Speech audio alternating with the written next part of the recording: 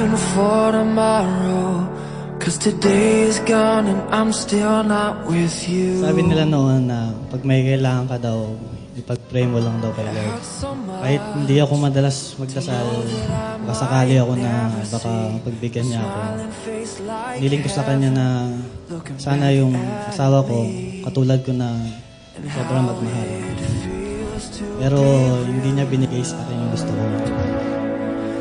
To never be alone ever again. If I would have said that I loved you a million more times, would you stay? If I would have taken the time to show you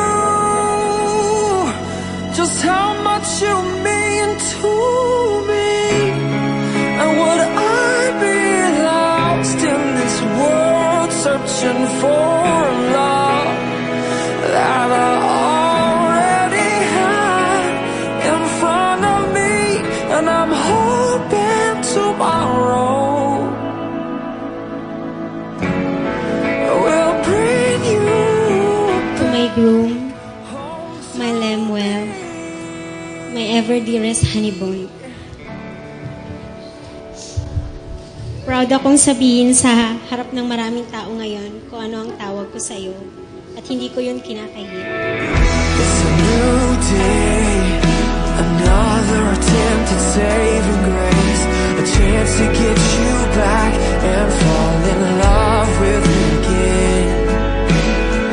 So I head downtown to the place where we used to meet, to buy some roses over candlelight. Hindi ko alam kung paano ko tatapatan yung pagmamahal, pag-iintindi mo sa akin.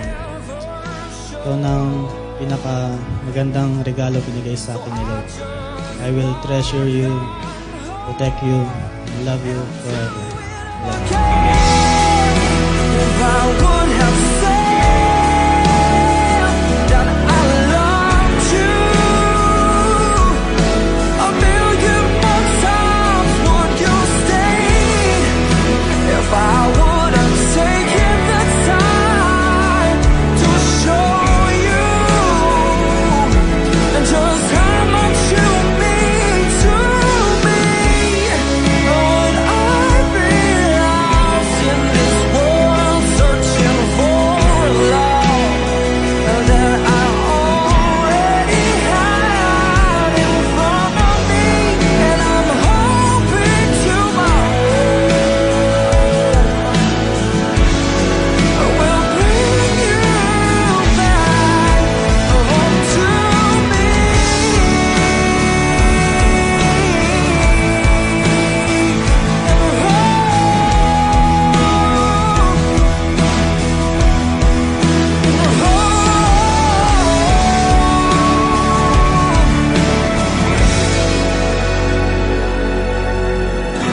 It's been 2 years. Salamat sa pag-iintay sa akin sa loob ng 3 taon at 7 buwan kong wala dito sa Philippines. Alam kong nahirapan kang mag-intay dahil alam kong iniintay mo ako na pumarap sa altar na ito upang iyong mapakasalan.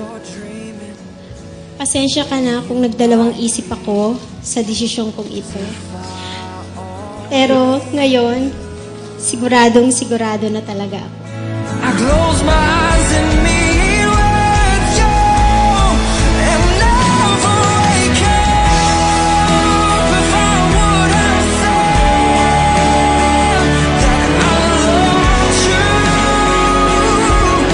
a million more times, would you stay? And if I would have taken the time to show you just how much you mean to me, would I be lost in this world searching for love? Papasalamat ako sa Diyos na ibinigay ka niya sa akin. Sobra-sobra ang mga nabigay mo sa akin. Alam kong inispoiled mo ako. At namihasa ako dahil doon. Thank you talaga, Han. Mahal na mahal din kita. I love you.